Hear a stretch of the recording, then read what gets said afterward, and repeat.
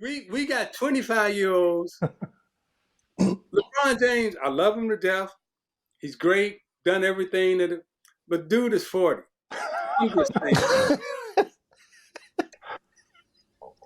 if I'm 22 and I'm playing against a 40-year-old, dude, he got no shot.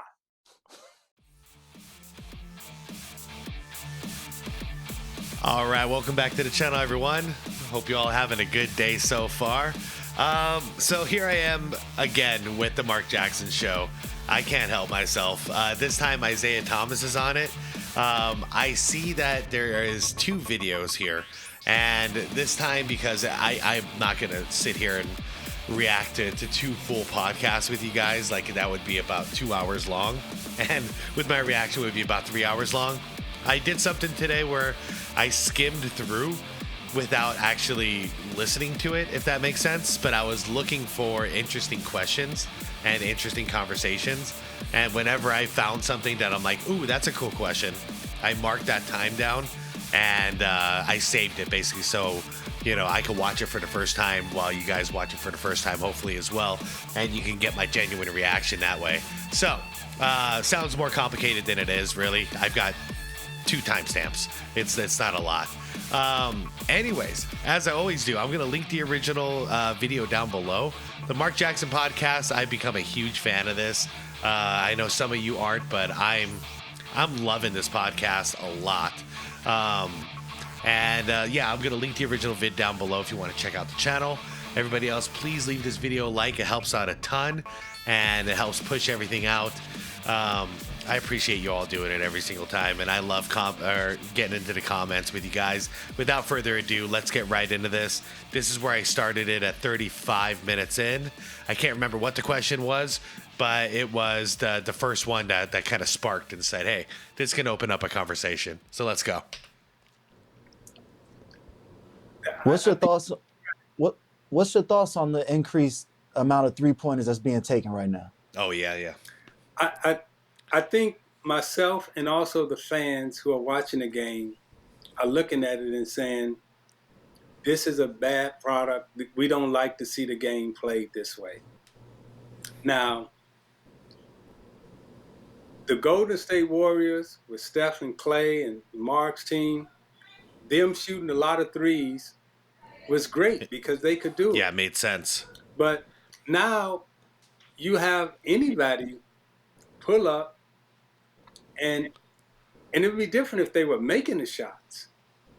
But most teams who attempt 53-point shots a night or 43-point shots, they're making anywhere from 13, and on a good night, they'll make 17 or 18. Very rarely are they getting to, 50%. Oh, no. Yeah. So most nights you watching teams miss. And what professional basketball, what we used to like to think of efficiency. Is guys who got open, they were shooting like, 52, 53% from the field, 47 at the worst. And guys who shot 39%, the coaches would tell them, you can't shoot. You gotta pass to somebody else. Yep. You gotta pass to the shooter. So I think the product needs to be better from a visual standpoint. And I think all the coaches need to have different styles. Mark, you played for, 4 or 5 different coaches, right? Crap, I'm just noticing Isiah doesn't have headphones on, so we're getting that echo from him. Real quick, while I have it paused, I absolutely agree with Isiah Thomas.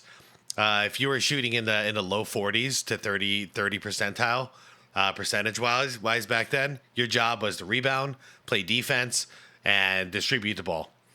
Like, get the hell out with your idea of shooting. You're definitely not shooting threes. And now, like, it was an era of more efficiency. Like Isiah said, 50% was the target. That meant you're out there, you can take most shots, but you still don't have the green light to take every shot. Now we're shooting way below 50% because of all these threes, and everyone has the green light to jack up every three they can possibly imagine. And it makes the game look worse because we're seeing a lot more bricks than we used to. Whether it be Larry Brown, Larry Bird, Rick Pitino, if I name those three coaches, I guarantee you none of them coached you the same way or had the same style. Right. Now you look at 30 teams in the NBA, Same they all style. play the same way. Yep. They all talk the same way. They all practice the same way. They all eat the same food. Yeah. They all fly at the same time. They got the same trainers. Yep. They all train on the same in and out dribble, behind the back paint. Step back.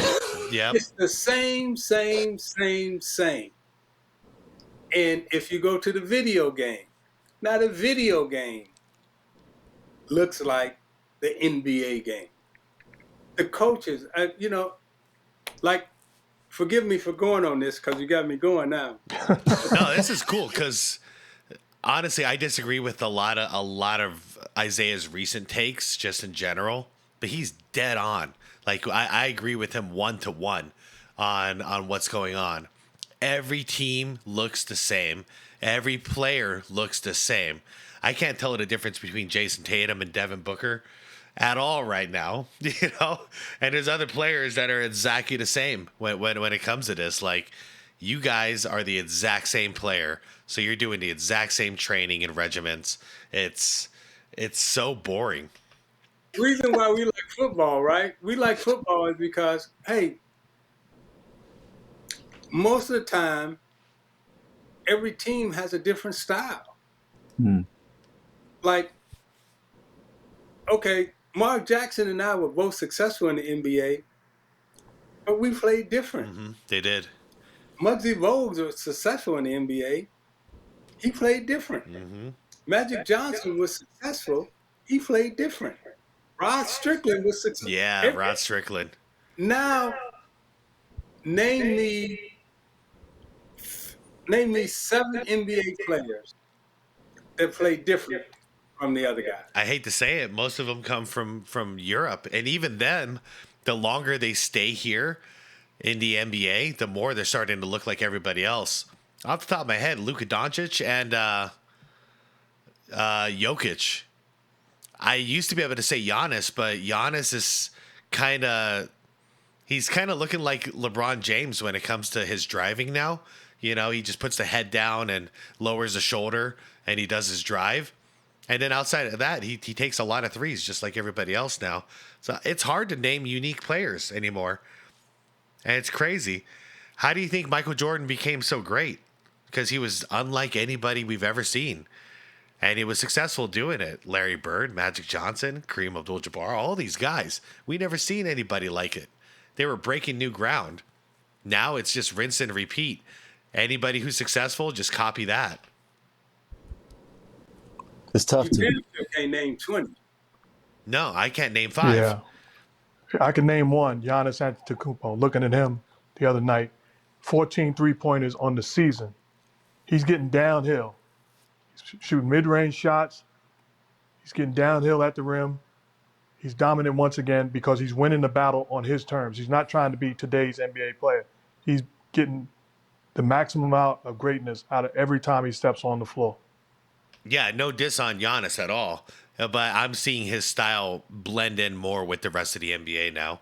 Jokic, I always bring him up because the closest thing I've ever seen to a player like Jokic was the original Sabonis. All right. But this is a young version of that we're seeing with Jokic. And I've never seen anybody play exactly like Jokic. And I don't see anybody else playing exactly like Jokic. He has his own personality. Giannis, I was more on that before he started jacking up a lot more threes. I was like, okay, I haven't seen somebody like Giannis since like Shaq. But he's starting to look less like that and more like a modern NBA player. He plays to his strength. And his strength is drive. I'm taller than you. I'm bigger than you. Yep. And the closer I get to the basket, the better it is for me. That's my strength. What we would try to do is make those guys play to their weakness. Mm-hmm. And if they had a coach who was telling him, "Hey Giannis, you got to shoot 10 threes," Oh, yeah. we gonna be like, Oh, yeah. "Giannis, man, yeah, your coach right, man. You need to shoot 10." Yep. 100%. Go ahead, man. Go for do it. your thing, man. I mean, Listen to your coach. He telling you right. no, straight up. That's where you sag off of Giannis and just let him shoot in the perimeter all day long. Go ahead. His efficiency is going to be way lower out there than if he's driving the ball. Same thing I say about LeBron James. Dude, if I'm guarding LeBron James, I'm sagging off him. I'm giving him about 5 feet. Cush. Just, I dare him to shoot the three because his efficiency out there, that is his weakness. You know what I mean? And if he's coming into the lane, I'm fouling him because that's his other weakness is free throws. Exactly the same mindset from Isiah. And Isiah was one of my favorite players growing up, so go freaking figure. But that's it. Force them into their weakness. Don't give them, don't let them take advantage of you. So if you play up on him on the 3-point line, Giannis is just going to drive right on you. And then guess what? That's where he excels. So he's going to punish you. And then same thing with LeBron. You play high up on him on the perimeter. Well, he's going to lower his shoulder and drive to the basket. And that's within 4 feet, that's where he excels. But Giannis is smart enough to play to his strength, right? And that's why he's dominant. And that's why he's dominating, right? He ain't listening to all this foolishness about, man, I got to shoot 10 threes. And because you play right into the little guy's hands. Most little guys like Mark and I, where do we want to play against the big guys at, Mark? We want to be outside. Yep. Put them on the perimeter. Yeah. Get them out of the paint. We don't want them big guys under the basket. But think about it's so simple, isn't it? How has this become so complicated? It's something so simple. He said it so easily and simply there. And it's going right over most people's heads. Put the big men in the middle. Put the good shooters out on the perimeter. Why have we stopped doing this? And why did I see on Christmas the Suns playing the freaking, what was it? We were playing the Nuggets. Why did I see Nurkic shoot multiple threes, missing every single one of them? Why is our big man out there in the perimeter shooting threes instead of dominating the paint like he's supposed to? the leadership, because you talk about the coaches, even though the coach is saying shoot threes, shoot threes, shoot threes. If Isiah Thomas or Magic Johnson or John Stockton or the great point guards of yesterday bring the ball up the floor and Joe Smo runs to the 3-point line on a 2-on-1, 3-on-1 fast break, we're stopping the play. First of all, you're not getting the ball. Mm-hmm. Second of all, we're going to tell you right away, run the lane for a layup. Yep. Is acceptable by not only the coaches and the culture that's been established, but the leaders of basketball teams letting teams off the hook defensively. Yep, It's a bad brand of basketball. It is. Yeah, you're giving them an opportunity to get back on defense and also get the rebound, because you're giving up what would be about a 90% conversion on a fast break, which should lead to a layup or a dunk if it's executed properly. You're trading a 90% conversion for about a 35% that a player is going to make a three on a fast break. Shooting a three on a fast break, that used to get your ass sat on the bench. You're not getting any more game time. You did that kind of foolish play. It's over for you, buddy. Go for the guaranteed 2. There's no reason for me to run to the 3-point line. That's not my strength. It's a bad brand. But even if it is your strength, nobody shoots 90% from the 3. I know most people who don't even play basketball can shoot 90% from a layup, wide open. They're taking the most exciting things out of the sport. The fast break. Yep. You in the middle of the floor doing your thing, looking somebody off. Yep. And they running and dunking and flying to the rim and boom. Hey, man, that was exciting. Yeah.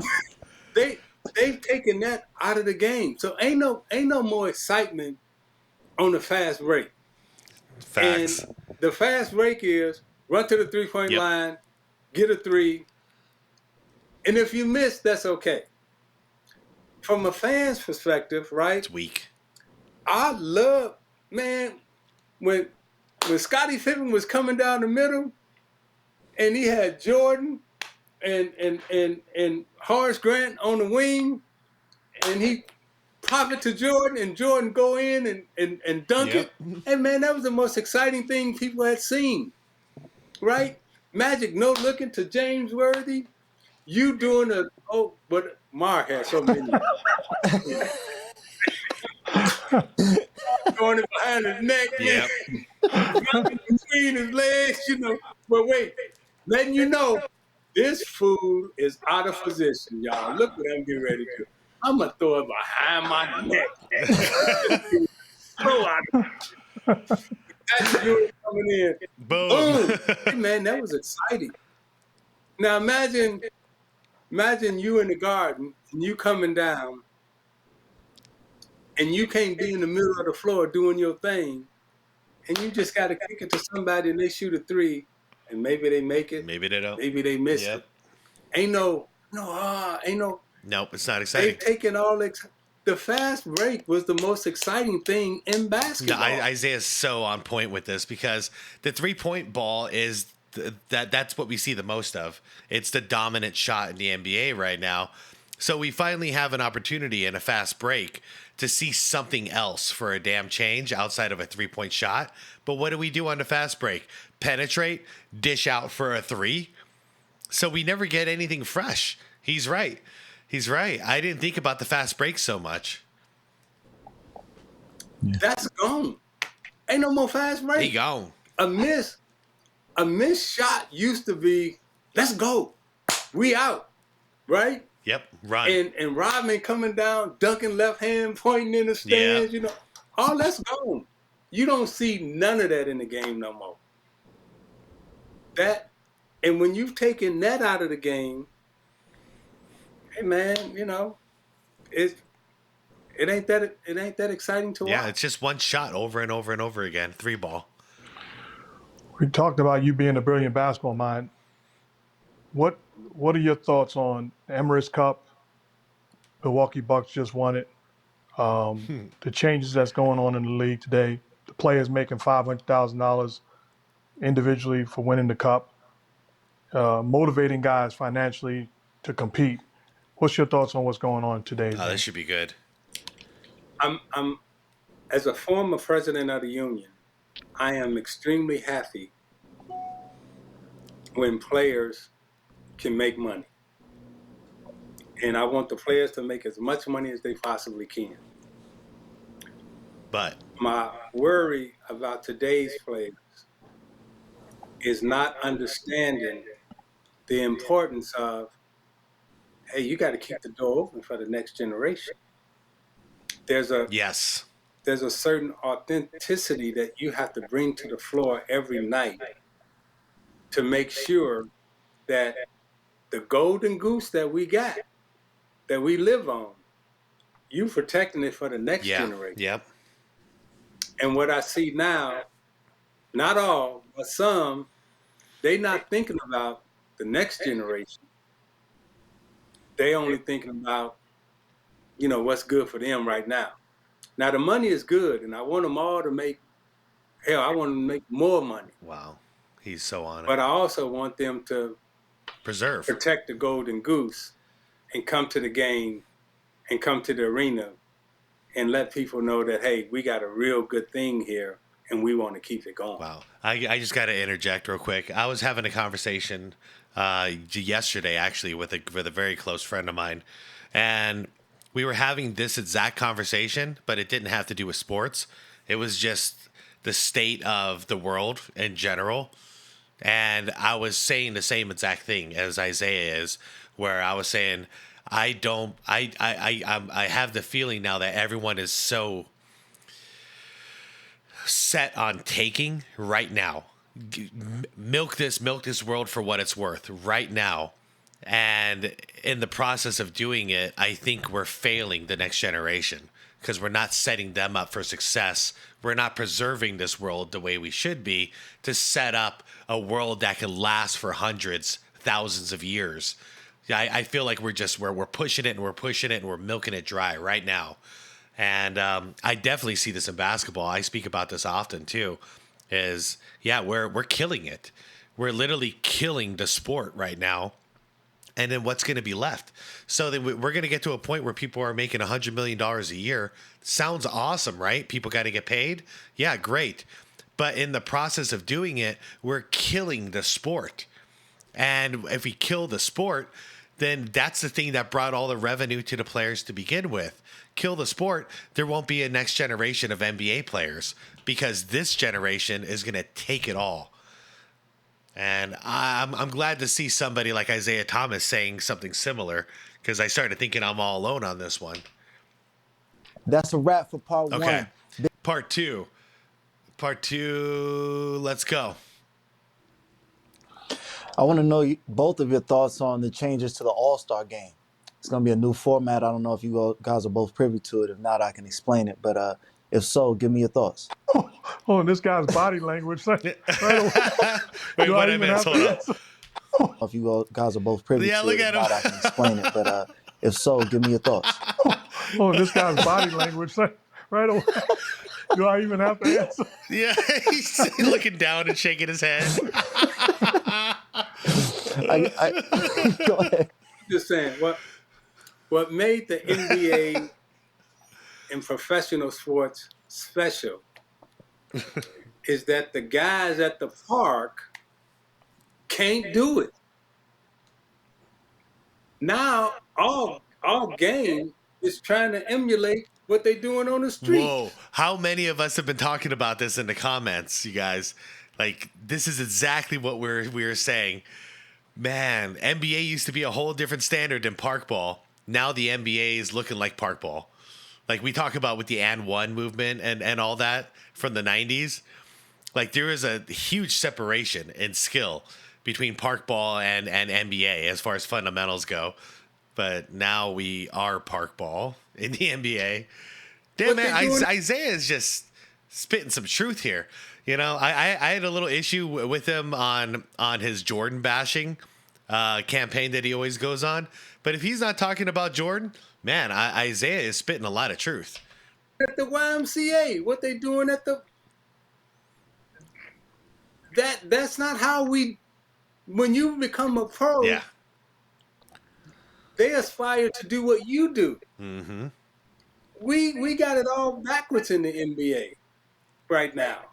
We trying to take it back to the park how we used to play as kids. And the kids are saying, no, we trying to be like y'all in the NBA. And the NBA say, no, we want to be like y'all in the park. And the kids are saying, all right, well, I play NBA 2K then. Yeah, pretty much. Pretty much. We all the same. You're 100% right. Damn, my problem man. is He's on it. If you and I hate to sound like an old school, old head, like get off my lawn type guy, but if we went to the All-Star game, it was East versus West. You're gonna have Magic, Bird, Jordan, Isiah having the discussion. We're gonna compete. We're gonna put on a show. Yep. The greatest players in the world, they're setting the standard, and the rest of us are gonna abide by that standard. And we're going to compete, whether it's the All-Star game or it's Midsummer Night's Madness. It could be the middle of the summer. We know there's a certain period of time we're going to put on a clinic, but then it's going to be like, okay, time to put the kids to bed. We're going to play and compete at a high level. My problem in today's game is if you have the All-Star game, I can go get the highest jumping, most athletic dude in the streets, and he can get 40 in today's All-Star game because he's going to catch lobs and he's going to get dunks. And he's a fool if he thinks he can compete with those guys. But we're allowing it to be a sideshow instead of a platform where the best in the world put on a performance.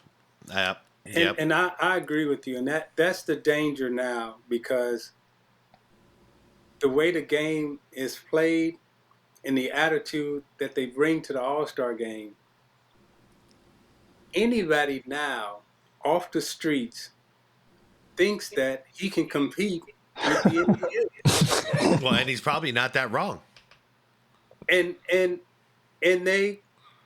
ain't wrong for thinking Yeah. that way, because they've been allowed to think that way. I mean, Mark, when you was, hey man, when you was, Anybody who can run up and down the court and can shoot threes at an efficiency of about 39 to 40s, low 40s in a percentile. That's all you need right now. You could play in the NBA. That's really all it is. You don't have to worry about defense. You don't have to worry about, forget blocking, steals, all this stuff. Rebounds are nothing. They're non-existent. You don't have to box out anymore. You don't have to worry about post moves. You want to get to the paint. You don't have to worry about a big guy blocking your shot. Nothing. You want to play in the NBA now? Work on your three. Work on your cardio. Done. was 25 years old. If a guard was playing against you and he was 38, what would you have done to that guard? Wait, how did he phrase that? 38. Hold up. If a guard was playing against you and he was 38, what would you have done to that guard? It's on. It's on. See what I'm saying? It's on. We got 25-year-olds. Yeah. LeBron James, I love him to death. He's great, done everything but dude is 40. I'm just saying. If I'm 22 and I'm playing against a 40-year-old, I'm taking him. Dude, he got no shot. He got the only thing. Remember them old cats used to walk out on the floor, Mark, and they say, "Hey man, take it easy on me." That's right. Hey man, That's take it easy on me tonight. Right? I'm trying to make a paycheck. We got 40-year-olds who they top 15 in the league. Well, once again, I think what Isaiah is trying to get to is like, okay, back in the day, if you had a 40-year-old LeBron James on you guarding you, well, you just drive right on him. You see it. You see it whenever anybody actually tries. You blow by LeBron like it's nothing. Because he's a 40-year-old dude, So it's easy to blow by him. However, if all you're gonna do is stand around, wait for the ball, and then jack a three up, well, you no longer have an advantage over a 40-year-old man. It's an even playing field. All he has to do is sit tight, stay on you, wait for you to get the ball, and stick his hand up in your face to try and contest the shot.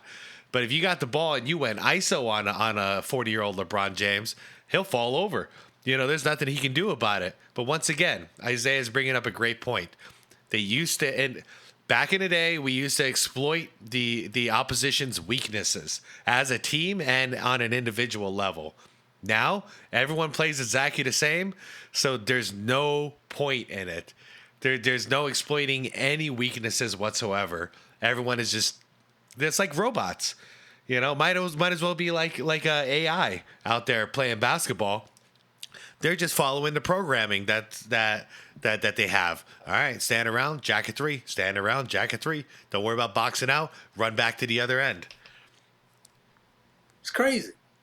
The 40-year-olds we knew just came on the park and like, let me get a shot. They just wanted one shot. They wasn't the best player on the court. They just wanted one shot. And then they went and sat down. Today, they're dominant. Dominant. And what they was, slow down, young fella. Remember that? Remember that? Of course. You don't have to run that fast. You don't have to work that hard. Slow down. Slow down. No, I'm going real fast. I'm going real hard. And as a matter of fact, check this out, Mark. I'm going to run so fast, and you'll remember this when you got older as a player. The one thing you couldn't do is stop. Remember? You can run fast, but you couldn't really hit the brakes. Brakes were gone. Yeah. Brakes was gone. You have to make that circle, right? So you can get on back down court.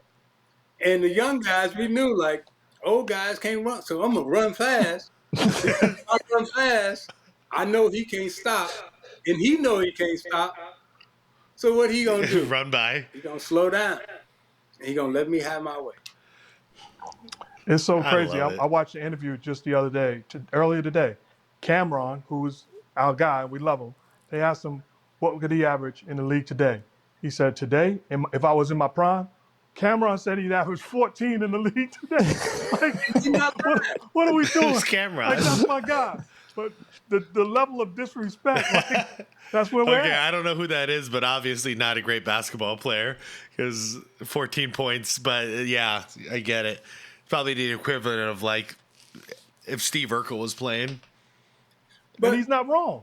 no, Hey, if you could stand there and hit a three, 1 out of 3 attempts, you could score a lot of points in the NBA right now. if I remember correctly, wasn't he all city, all state? Yeah, he was a good player, very good player. Yeah, I mean, he ain't he looking at the if you can shoot the three Yep. and you can make a layup Yep. and you can make a free throw, that's what offense is today. Yeah. Yep.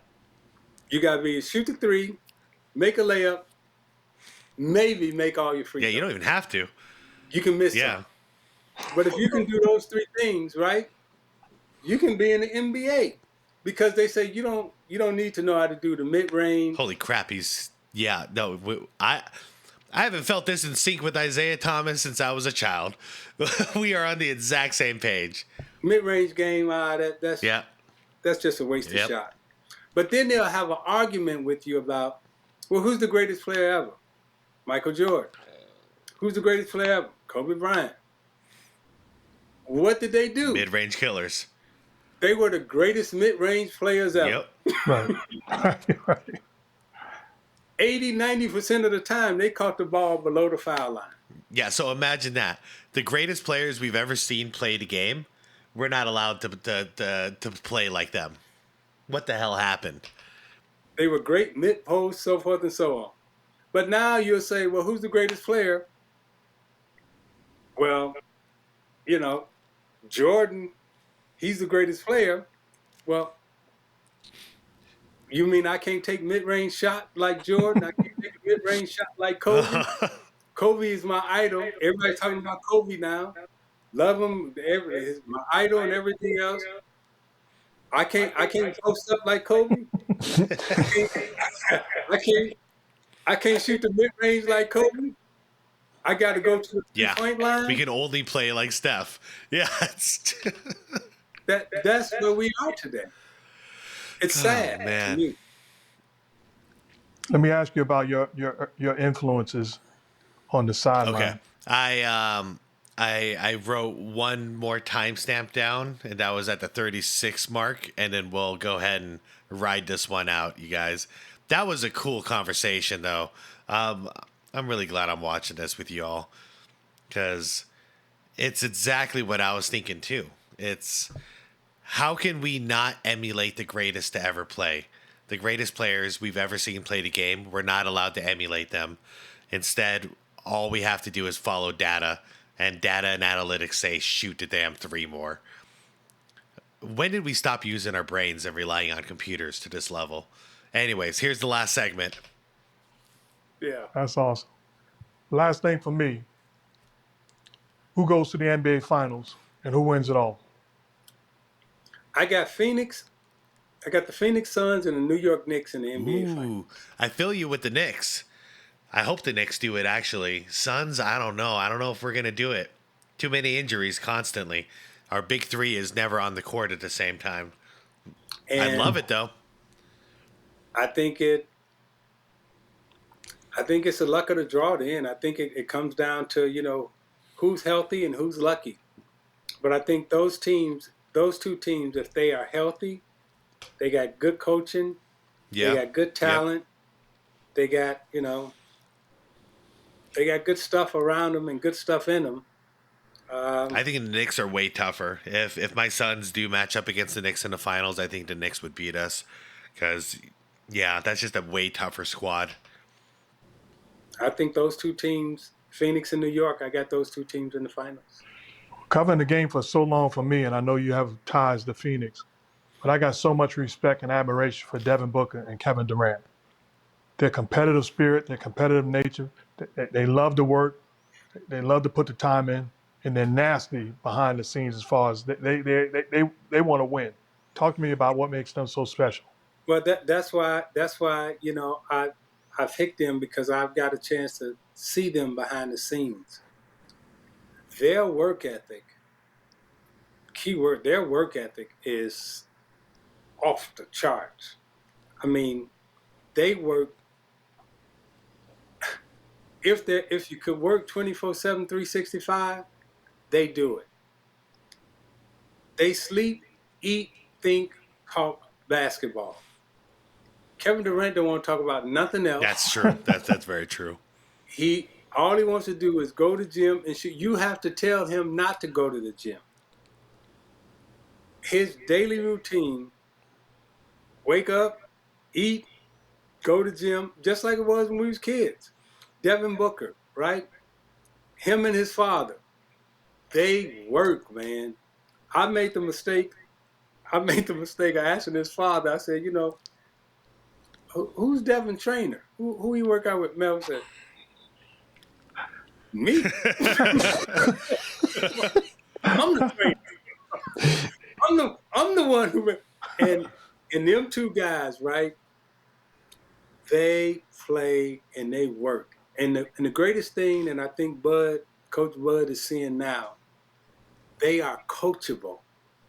You tell them what to do, and all they do is say, okay. And they try to go out and execute it and do it. Okay, as a Suns fan, my only gripes with Coach Bud is we've got three, all three of the big three are being perimeter players. They're jacking up threes at a ridiculous rate. All I want to see change right now is one or the other, Kevin Durant or Devin Booker, as a mid-range assassin. We'll still have 2 to 3 on the perimeter. That's fine. But we need one person dominating the mid-range. And both Devin Booker and Kevin Durant are phenomenal post players. They're one of the last ones in the league who still can put their back to the basket in the mid-range and do a nice fadeaway jumper that's very hard to block. So pick your poison. I'd probably put Devin Booker down there because KD from the three-point line is incredibly efficient. Plus, he shoots over everyone out there. So I'd stick Devin Booker in the post and leave Beal and KD out there in the perimeter and try to guard us at that point. But it's not happening. I hope he figures it out. And I look at the Knicks, right? They team the same way, right? What, Coach, what you want me to do? Okay. Ain't no pushback, ain't no nothing, just okay. They try to get it done. So being around those two guys and watching them work gives me confidence and faith that when it's all said and done, they have the spirit and the intestinal fortitude to get to the NBA Finals. And I do think that about the Knicks also. You heard it here from the legend himself, the Knicks and the Suns in the NBA Finals. Man, I can't thank you enough. I got so much love and appreciation for you, for all you've done and continue to do. Continue to lift you up and pray for you and yours. Thank you for your impact. I salute you as a man, as a basketball player, but more importantly, as a legend that showed me how to get it done. Love you, man, and appreciate you. Love you too, and giving you a really big hug, brother. I hope you Yes, sir. Appreciate you, legend. All right. Real quick, y'all, shouts out to Underdog. Click the link in the description. They're matching the first time deposit up to $1,000. You can also get a specialty pick when you use the promo code MARK. That's MARK. Gamble responsibly, y'all. Once again, shouts out to Underdog. That's to you, Pops. Remember, years ago, legendary superstar singer Roberta Flack was about to sing a duet with the great Peabo Bryson. It was about to bring the house down. When she looked over, Peabo was nowhere to be found. She looked at a young background singer and asked, can he fill in? He said, sure. He tore the house down along with Roberta Flack. That guy, none other than the great Luther Vandross, a guy in the discussion for one of the greatest singers in history. He was ready, and he's a household name. Made history because he was ready for his moment. Now your turn. Are you ready to make history? Are you ready to be recognized as possibly a GOAT? It's time to sing. Bless. Damn, Mark. I had literally just got goosebumps. Okay, all right. Wow. What a way to end it, man. Mark Jackson is ending these podcasts with something deep every time. And I really dig it. Guys, I just digested so much in that podcast. I don't really have much to say on the outro. Except for I agree. I didn't hear anything in this podcast that I'm disagreeing with. And I think that's a good sign. That's a good sign. If there's more and more of us that are thinking the same way when it comes to identifying the problems, then I think we're halfway there. The solutions are always where we get divided and split up a little bit because we all have different ideas on how to fix it. But the important thing is to first identify a problem. And that's the only hope at ever fixing it. So for all identifying the same problems, I think we're off to... We have a little bit of hope, basically. Because, yeah, we're literally hearing everybody now coming out and speaking against the current NBA and the way it is. So there's no way this would be happening if there wasn't an obvious problem that needs to be addressed. And now I just hope we address the problem. Because so far I've seen Adam Silver as the type of commissioner who sticks his head in the sand and ignores what's happening around him. So hopefully he gets his head out of his ass, basically, or his head out of the sand, and he actually can accept and identify, okay, this is true. These are actual problems. Now I need to ask these same people what the solution would be, and then I need to make a decision based off of everyone's recommendations. Hopefully we get there. Like half hopeful, half not, because Adam Silver so far has seemed to be the type of guy who would just double down out of stubbornness outside instead of actually take care of nurture the product of the NBA. But maybe he'll prove me wrong, and I really freaking hope he does, because I'd rather be wrong but then have the game that I love healthy than be right and see the game that I love destroyed. Anyways, everybody, let me know what your thoughts were on all of these topics. I think it was a fantastic discussion they had. Like the video if you haven't done it yet. I'd appreciate it a lot. And subscribe to the channel if you want more content like this. Everybody, I will see you later. No After Dark tonight. This was a long one, and my voice is getting a little bit hoarse here. So I'll see you tomorrow for the next video. And until then, I'll see you all in the comments, okay? All right. Peace out for now, okay?